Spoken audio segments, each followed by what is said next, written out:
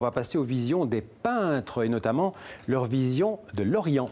Oui, alors vous savez, l'orientalisme est né en Occident au XVIIIe de la fascination qu'avaient les bourgeois, l'aristocratie pour le déclin de l'Empire ottoman, mais aussi l'exotisme, l'ailleurs. Alors ça inspirait non seulement des fêtes dans ces salons, mais aussi les artistes, notamment les musiciens. Vous vous souvenez de la marche turque de Mozart, ça inspirait la littérature, le théâtre et les peintres. Alors venons-en à cette exposition. Cette exposition nous explique à quel point les peintres au XVIIIe et aussi au XIXe surtout, eh bien ils ne peignent pas l'Orient tel qu'il est, ils peignent l'Orient tel qu'ils l'ont imaginé. C'est leur vision de l'Orient. Je vous emmène dans une visite guidée au musée Marmottan-Monet à Paris.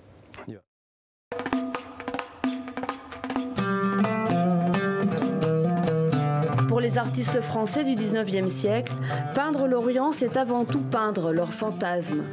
Ingres n'est jamais allé en Orient, il ne connaît l'Orient qu'à travers des lettres et puis des objets que les voyageurs ont rapportés. Et donc, avec tout ça, il fait une espèce de geste artistique en peignant cette grande odalisque. Et c'est un tableau qui va avoir énormément de succès, qui rentre au Louvre très tôt. L'Orient n'est qu'un décor exotique, un prétexte pour peindre des nus très prisés par les acheteurs d'art. Entre les deux tableaux, vous avez 70 ans qui se sont passés. Vous avez surtout une beaucoup plus grande facilité pour aller dans les pays étrangers. Après Ingres et à partir de Delacroix, tous les artistes vont aller au moins une fois vers l'Orient. Alors l'Orient, la plupart du temps, ça va être l'Afrique du Nord. Et donc ces femmes du harem, on les considérait un peu comme des esclaves. Il y a ce côté où on fantasme autour de ces femmes nues. Et forcément, puisqu'elles sont blanches, elles ne sont pas originaires du Moyen-Orient, elles ont été achetées. Car à l'époque, même si leur représentation n'est pas réaliste, il y avait encore des marchés aux esclaves. L'acheteur potentiel vérifie les dents, donc c'est comme un maquignon, c'est comme un cheval. On vérifie la santé de la personne qu'on va acheter pour en faire probablement une de ses concubines. Il faut attendre la fin du 19e, début 20e siècle pour voir les peintres français s'intéresser vraiment à l'Orient et ses habitants.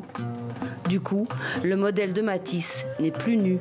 On n'est plus dans l'odalisque fantasmé qu'on avait vu avec Ingres tout à l'heure. On est dans cette volonté de représenter des éléments locaux. Vous voyez, on l'habille, on lui met un sarouel. Derrière, il y a tout un décor qui est pseudo-oriental, pseudo-occidental.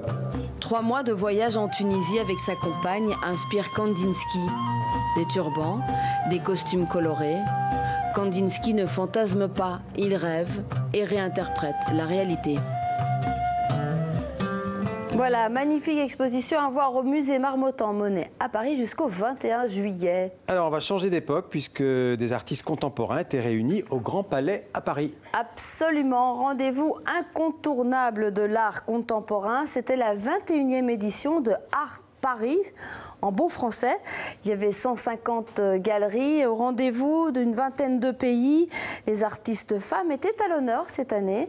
Et également focus sur l'Amérique latine, des artistes venus de là-bas. Alors cette année, succès, comme chaque année, à peu près 60 000 visiteurs apparemment de 50 pays différents. Et c'était au Grand Palais et au moment où je vous parle, eh bien c'est la clôture, Xavier. Merci Pascal, à bientôt. À bientôt.